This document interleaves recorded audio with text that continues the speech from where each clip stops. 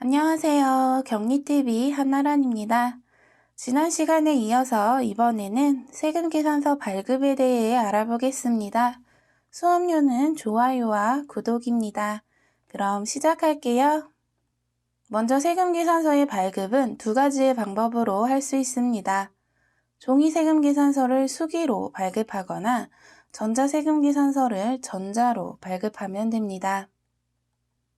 다만 종이세금계산서는 직전 연도 매출 공급가액의 합계가 3억 원 미만인 개인사업자인 경우에만 발급 가능합니다. 3억 원 이상인 개인사업자나 법인사업자는 무조건 전자세금계산서를 발급해야 합니다. 그럼 이 전자세금계산서를 발급하는 곳은 홈택스와 그 외의 기타 사이트에서 합니다. 그 외의 사이트는 스마트빌, 빌36524 등 다양한 사이트가 있습니다. 다만 홈택스는 발급하는데 무료지만 다른 사이트들은 건당 200원 정도의 돈이 듭니다. 전자세금계산서를 발행할 때는 회사의 공인인증서가 필요합니다. 그럼 매출세금계산서를 작성하는 법을 볼게요. 어디서 발행하든 이와 같은 양식의 정보를 입력하여 발행하는데요. 먼저 공급자는 매출 사업자입니다. 매출자가 세금계산서를 발행해야 하는 것이니 우리 회사의 매출을 우리가 발행할 때 우리 회사의 정보는 이 공급자 쪽에 입력합니다. 사업자 등록증상의 정보를 입력하면 됩니다.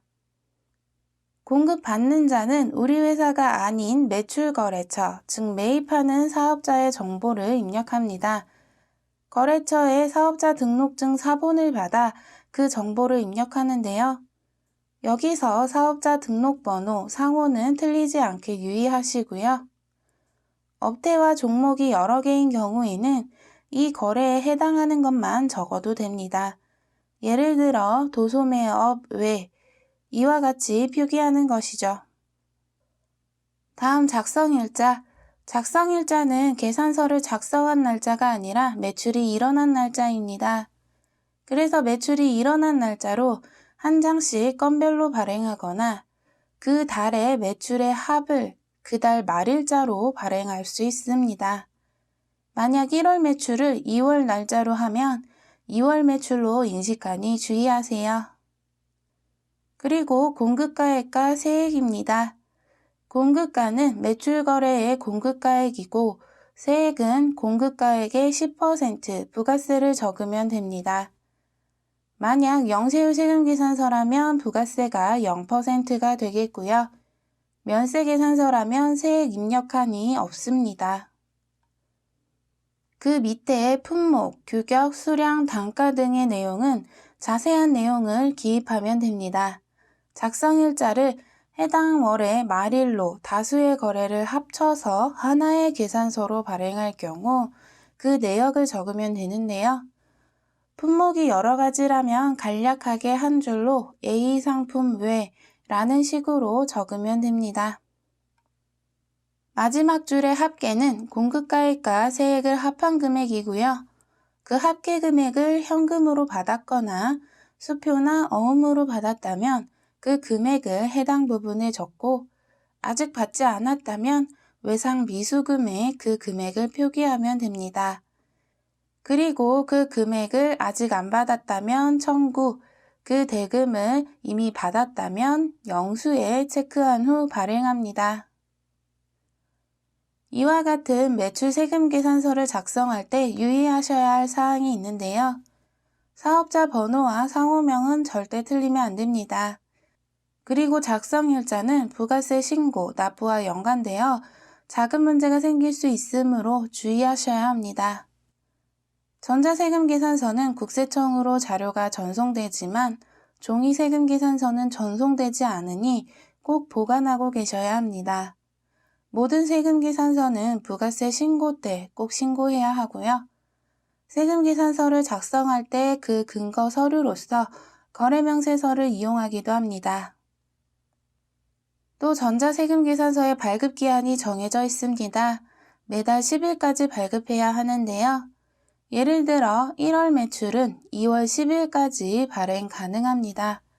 그럼 10일까지 발행한 내역은 11일까지 국세청으로 자료가 전송되어야 하는 전송기한도 정해져 있습니다. 그럼 매월 10일까지 작성, 발행한 후 11일까지는 국세청에 자료가 전송되어야 하고요.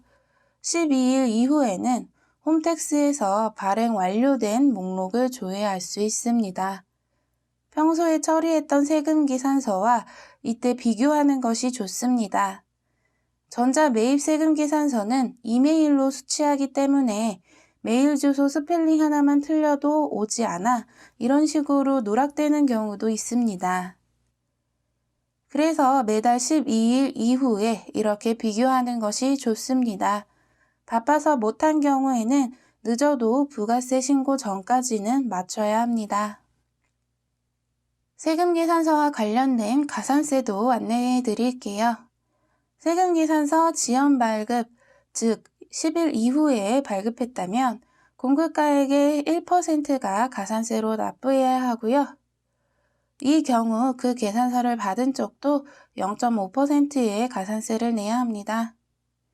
세금계산서에 필요적 기재사항이 부실 기재되었다면 또 공급가액의 1%, 미발급의 경우에는 공급가액의 2%를 가산세로 내야 하고요.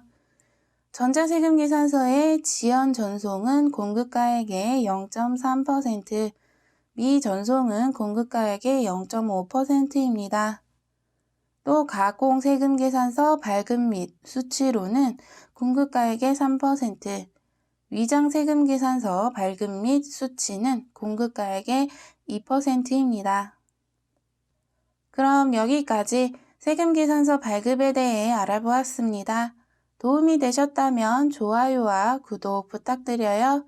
그럼 다음 시간에 만나요. 안녕히 계세요.